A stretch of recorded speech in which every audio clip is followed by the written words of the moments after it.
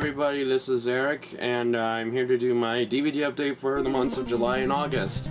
The reason why I didn't do one for July is because I was extremely busy and I didn't get much. I only got 2 Blu-rays that month. So, I'm going to show you guys what I got for July and August, because I got a lot more in August. So, let's just get started. First, I'm going to show you guys what I got in July.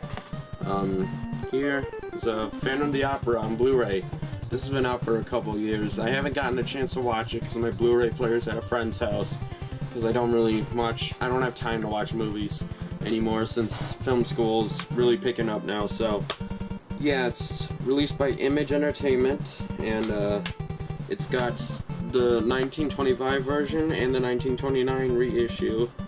And what they did with the original version from 1925 is they color tinted it, and features a new piano score. And for the 1929 reissue, they did 2 versions of it.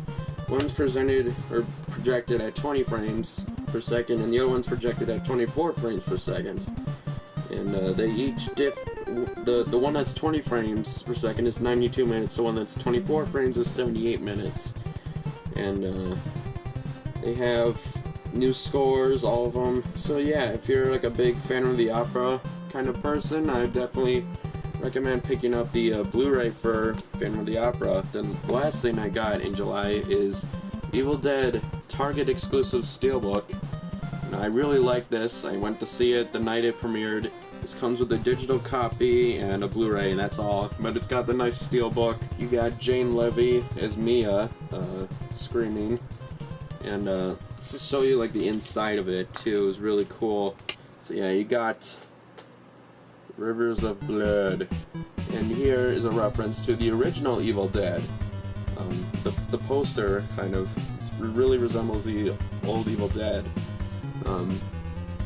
Blood will rain, you know. So they put a lot of attention to detail in the inside of the case, because not many people pay attention to that kind of stuff, which is cool that they put that effort into it. And as for my impressions on the movie, I think it was really well done. They didn't copy the original, they paid homage and tribute to it. And there are some nods to the original film.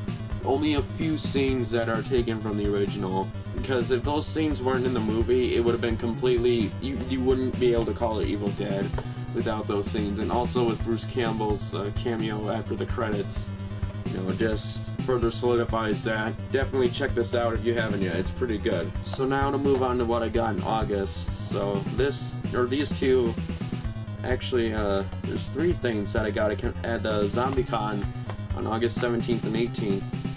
And I only bought 2 DVDs, and I won 3 more, so I'll explain that later. So here's The Bride of Frankenstein from the Universal Studios Classic Monsters Collection. I've been eyeing this for several years, just haven't had the will to buy it. It felt a bit expensive, and it was $5 at the horror convention, so I just grabbed it. It was at Donald England's booth. If you watched my ZombieCon recap video, you'll see me wearing one of his shirts. I couldn't remember his name, but it's Donald England. So yeah, check him out. It's pretty cool. And this one from Snops Films is Brain Damage. I heard a lot about this movie. I heard James Rolfe talk about it in Monster Madness Camp Cult. It's from the same guy that did Basket Case and what else did he do? Oh, he also did Frankenhorror. So it's about this parasite named Aylmer, Aylmer. Yeah, just check that out there. That is sweet. So yeah, this is like an obscure, crazy cult 80s horror film, and it's the original uncut version. I don't know what that means because I've never seen it, but I've heard lots about it, and I really wanted to check it out for a while. And the reason why I got it at ZombieCon as opposed to just buying it online is because it was actually cheaper at ZombieCon than if I were to buy it online. So yeah, check it out. And for the DVDs that I won, well, here's the thing. There was this event that was being held at ZombieCon, and they had to postpone it, or it was delayed because the people that were supposed to be there were stuck in traffic. So they were doing this DVD giveaway trivia thing. They they asked like 10 questions, and I got like three of them right. I knew the answers to all the questions pretty much, and I felt bad because if I answered all the ones that I knew, I would have won like 80% of the DVDs. So I got 3. This one is Detention of the Dead, which is distributed by Anchor Bay, and I think for the DVD giveaway, only Anchor Bay movies were given away because Anchor Bay distributed Nemesis, Doug's movie, the guy who ran the convention.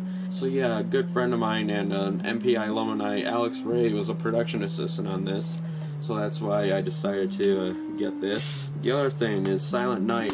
Now, I've always been hearing about it, you know, I always see it in my Netflix feed, you know, stuff that's recommended to me. I just don't feel like I have the time to watch it, but I got it.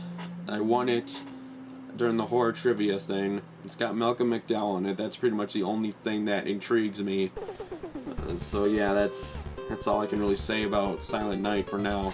And this one, it's a DVD Blu-ray combo pack, and it's called The Demented. And I like the thing they have on the top, from the co-producer of A Nightmare on Elm Street. And that doesn't really mean anything as far as creativity goes. So yeah, it just looks bad. It looks like one of those things that Echo Bridge Entertainment would distribute on those like 10 movie packs or something that have lots of crappy movies like Evil Bond and Fido on them. I don't know about this one. I just got it because it was free, you know.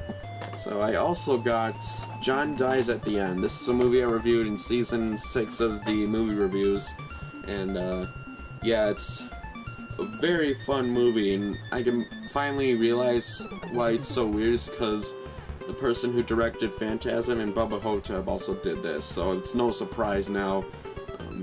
But yeah, Bubba ho-tep is another one of my favorite horror movies, and this is a really, really good one too. So yeah, definitely check this out. And if it's on Netflix, check it out. It's really, really good.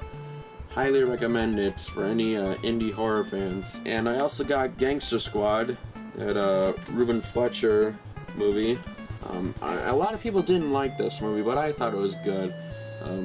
I've been looking forward to it for years because of the cast, man. The cast was so good. Josh Brolin, Ryan Gosling, Nick Nolte, Emma Stone, Sean Penn, freaking Giovanni Ribisi, and Michael Pena. So many names on this movie, and that's really why I wanted to see it, because of the names. But the movie is actually very stylistic, very heavy on visuals, but I thought it was really good. You know, a lot of people didn't like it. And last but certainly not least, the Spider-Man trilogy on Blu-ray. I know they're just starting to release 4K Blu-rays, like Blu-rays of 4K resolution copies of these movies for like 4K televisions. Seems a bit ahead of the time, but maybe in a couple years it'll be more relevant. But I just got these, you know, they were cheap as crap, and I'm a huge fan of the Spider-Man movies, the Sam Raimi ones. And I grew up on these movies. This was like this, and Harry Potter, and the Star Wars prequel trilogy were like the 3 movie series that I grew up on. And I think Spider-Man was the one that I was the biggest fan of because I liked all 3 of them. And I know people complain a lot about the 3rd one, and yeah, it's the worst of the 3, but I'm not saying that it's bad. It's good. It's like everybody fell asleep during the scene when Spider-Man fights the Sandman in the subway station, or like the fight between Spider-Man and Venom. Those scenes were great, and you know, that's what carries the movie, is the action. And same case with Spider-Man 2. The action was better than in the first movie. Spider-Man 2 is my favorite of the trilogy. So yeah, and the first one, really good, but it was a bit cheesy, you know, but they were experimenting. It was the first superhero movie Marvel made after X-Men, so, and X-Men was like a very serious in tone, but this one's a bit lighter in tone. But then they referred back to the bit darker side with the sequels. So yeah, a lot of people seem to hate on these movies because of Tobey Maguire, and they focus in their entire criticisms on Tobey Maguire, especially with the 3rd one. Yeah, the 3rd one. So yeah, check these out, man. They're really good. If you didn't want to see them, just give them a watch. Give them a watch. Give them a chance.